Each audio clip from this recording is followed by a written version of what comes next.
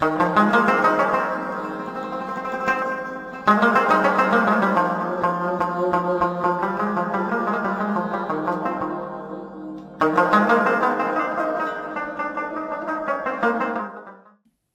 الله الرحمن الرحیم. السلام علیکم.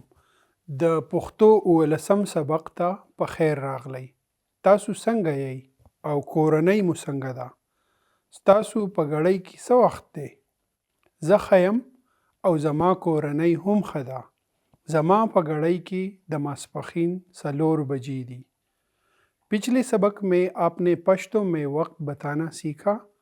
اس سبق میں آپ پشتو میں فعل یعنی ورب اور روزمرہ زندگی میں مختلف افعال کے بارے میں سیکھیں گے.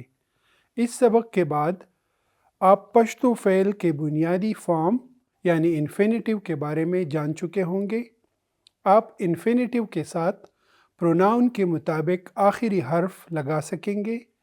آپ اپنی اور دوسروں کی روزمرہ زندگی کے مختلف کام کاج کے بارے میں پشتو میں بتا سکیں گے. آپ مستقبل کے کاموں کو بھی فعل کی مدد سے بیان کر سکیں گے. آئیے سبق کی طرف بڑھتے ہیں. پہلے ہم انفینیٹیو کو پڑھیں گے اور پھر پشتو فعل کے بنیادی فارم یعنی انفینیٹیو کے ساتھ پروناؤن کے مطابق آخری حرف لگائیں گے. انفینیٹیو فعل کا بنیادی فارم ہے. ہر زبان میں انفینیٹیو کی الگ پہچان ہے. جیسا کہ انگریزی میں فعل کے بنیادی فارم سے پہلے ٹو آتا ہے، جیسا کہ to walk, to talk, to eat, to go. Urdu میں فعل کے بنیادی فارم کے آخر میں نا لگتا ہے، مثلا کھانا، پینا، سونا، جاگنا، دوڑنا وغیرہ.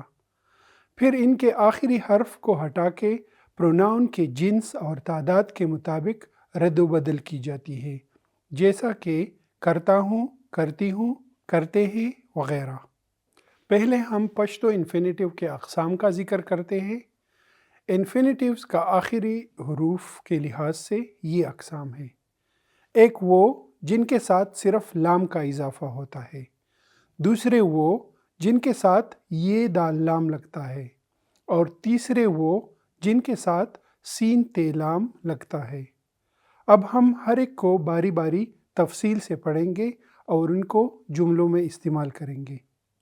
پشتو کے پہلی قسم کے کچھ انفینیٹیوز جن کے ساتھ صرف لام کا اضافہ ہوتا ہے یہ ہیں: کول، کول، کرنا، ٹو ڈو، لیگل، لیگل، بھیجنا، ٹو سینڈ، خوڑل، خوڑل، کھانا، ٹو ایٹ، اسکل، اسکل، پینا، ٹو ڈرنک، لکل، لکل، لکھنا، ٹو رائٹ، وہل، وہل، مارنا، ٹو ہٹ، تڑل، تڑل، باندھنا، ٹو ٹائی، گنڈل، گنڈل، سینا، ٹو سو.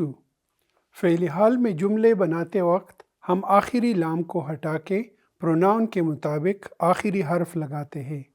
اگر آپ سے کوئی پشتو میں پوچھے کہ تم کیا کر رہے ہو یا کیا کر رہی ہو تو کول کا لفظ کوے میں تبدیل ہو جائے گا، یعنی ت سکوے، ت سکوے، یعنی تم کیا کر رہے ہو یا کیا کر رہی ہو. What are you doing؟ Second person غیر رسمی کے لیے ورب آف بینگ کی طرح مین ورب میں بھی آخری حرف یہ آتا ہے، جیسا کہ اس مثال میں ذکر ہوا ہے. اگر آپ ای میل لکھنے میں مصروف ہیں تو آپ کہہ سکتے ہیں ز یو ای میل لکم، ز یو ای میل لکم، یعنی میں ایک ای میل لکھ رہا ہوں یا لکھ رہی ہوں. آئی ایم رائٹنگ این ای میل. اگر آپ پانی پی رہے ہیں تو آپ کہہ سکتے ہیں ز اوبس کم، ز اوبس کم، یعنی میں پانی پی رہا ہوں یا پی رہی ہوں. I am drinking water. اب ہم انفینیٹیو کا دوسرا قسم پڑھتے ہیں جن کا آخری حصہ ایدل پر ختم ہوتا ہے، جیسا کہ کیدل، کیدل، ہونا، ٹو ہیپن، اسے دل رہنا to live غرزے دل گرنا to fall گڑے دل ناچنا to dance ادکے دل سونا to sleep جملوں میں پہلے قسم کی طرح لام کو ہٹا دیا جاتا ہے اور یہ دال کی جگہ یہ گے لگا دیا جاتا ہے اور پھر پروناؤن کے مطابق آخری حرف کا اضافہ ہوتا ہے۔ مثلا اگر بارش ہو رہی ہے تو آپ ایسا کہیں گے باران کیگی یعنی بارش ہو رہی ہے، اٹ از ریننگ۔ اس مثال میں بارش فرسٹ اور سیکنڈ پرسن نہیں ہے، اسی لیے فعل کا آخری حرف چھوٹی یہ ہے۔ اگر آپ سے کوئی پوچھے کہ آپ کہاں رہتی یا رہتے ہیں، تاسو چرت اسے گئی یعنی آپ کہاں رہتی ہے یا آپ کہاں رہتے ہیں، ویئر ڈو یو لیو۔ اگر آپ لاہور میں رہتے ہیں تو آپ جواب دے سکتے ہیں ز پلاہور کے اسے گم یعنی میں لاہور میں رہتا ہوں یا رہتی ہوں، آئی لیو ان لاہور۔